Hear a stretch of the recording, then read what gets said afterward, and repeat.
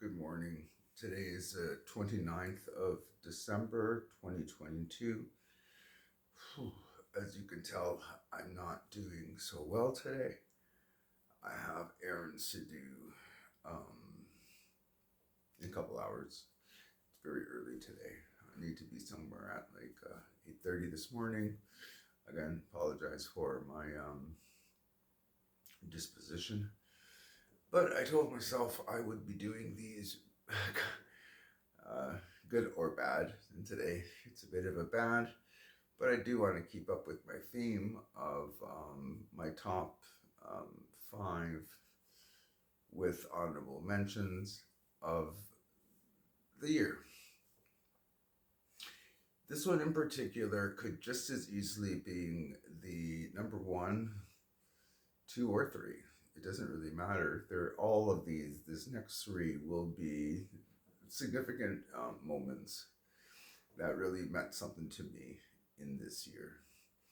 But we'll start with this one. I'm wearing this shirt. You have to, it's flipped if you know where I'm going. The war. The war which has taken over the world. Literally, if you think about it, like, yeah, it's happening in Ukraine and it is against the Russians. But NATO's in it.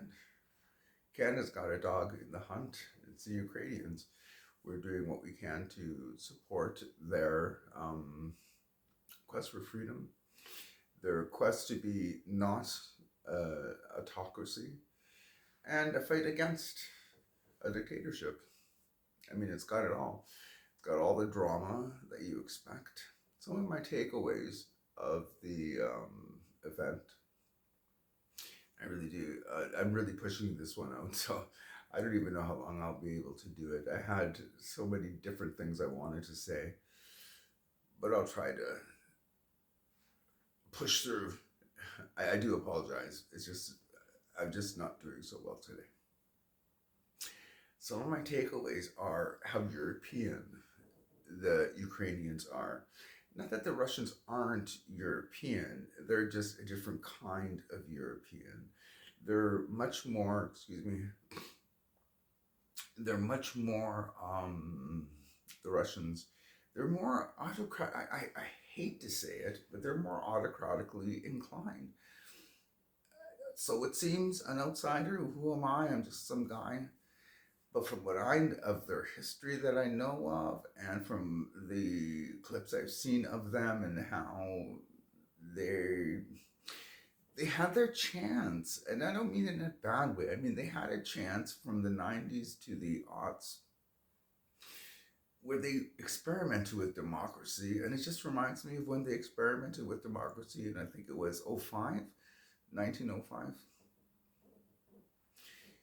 Even at the beginning of the revolution in 17, they had their chance to go for democracy, and it doesn't seem to work, jive, mesh with their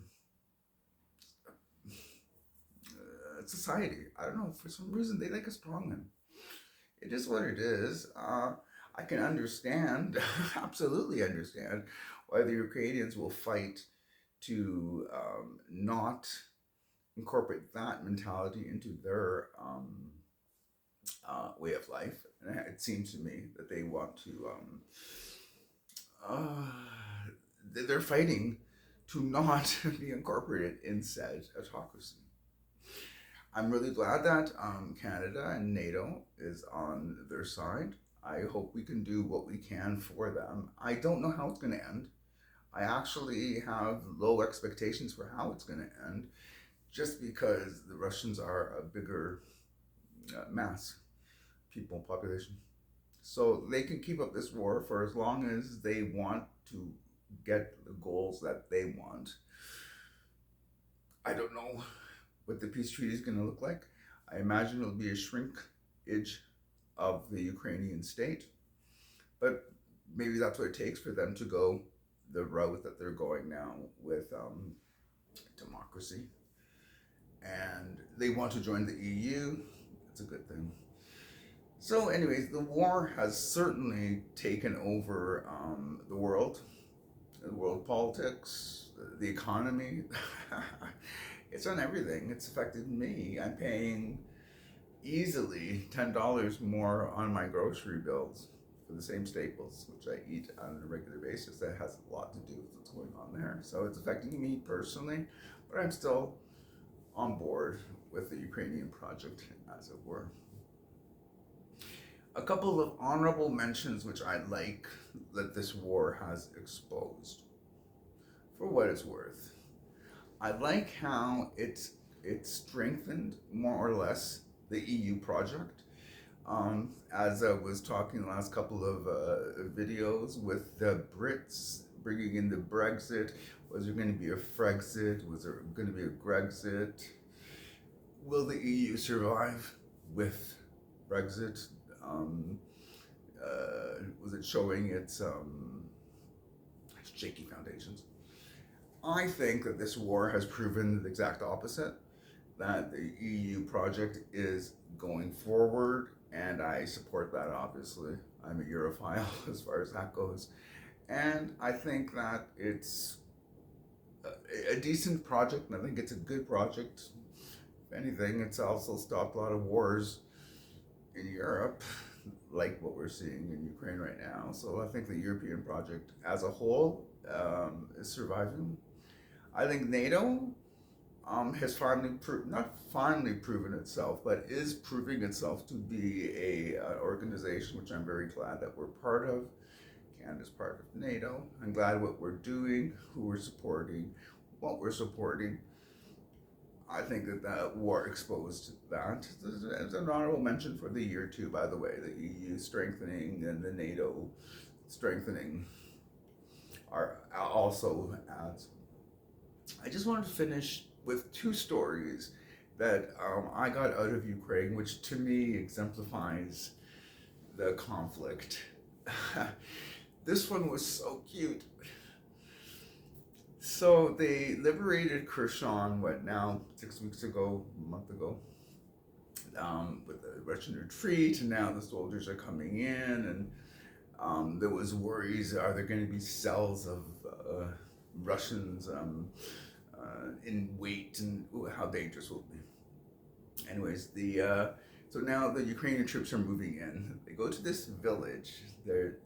I can imagine one of the soldiers had given his camera, his phone obviously, to a fellow soldier and said, okay, catch this moment. Fine. Apparently they were at the home of his grandmother, knowing the European tradition. I bet you the grandmother's living with his parents and he's her grandson. And grandma was sitting outside, no doubt a little bit shell-shocked. She'd just gone through, 9 months of occupation. So grandmother's sitting outside, and all of a sudden these soldiers come sort of running towards her, and she did not look pleased. I could imagine from her vantage point, the Russian soldiers and the Ukrainian soldiers wear similar garb, except the Ukrainians, I think, wear their flag around their helmets, or the colors around their helmet. Anyways, so grandma's sitting outside, and her grandson is running towards her, and she at first, and his buddy is capturing the moment. He's running towards her. She is scared. From my take, she's a bit scared until he's like, "Grandma, it's me, right?" And then the joy of the reunion, and he hugged his grandma. It was so cute. I really, really exemplified the European nature of Ukrainians. The joy of reunion. He survived the war. He's doing it for her. I mean, for himself, of course. But you know what I mean? It was lovely. It warms me just to think about it. It was a lovely little piece of video I happened to catch. And then, the flip side, I watched this one channel where they do Russian interceptions of soldiers talking to their spouses, wives, mothers, family back home. And the Russian soldier is in tough straits. He's complaining, and who wouldn't? He's complaining about the dugout situation he's in, the rain that it is, how miserable he is, how he's up to here with this war. Enough is enough. I want to go home. And his mother, he's talking to his mother, looking for some comfort, and she's sitting there going, hey, before you come home, bring home some of the loot because you know your neighbor down the road, he brought his mother home a wash machine and he got her this and he got, and the guy's sitting there going, I'm being bombed and you're thinking about washing machines, and she's still no discredit to her. She wants her stuff. I mean, we're there for a reason, in my opinion, the Russians. Bring home something. Don't make us look bad to, the Joneses. Anyways, I apologize for being a little bit lower key today and not doing so well. It's a long one. I didn't expect it as much, but it is what it is. That's what's going on behind the patch this morning. I hope you guys have a good rest of the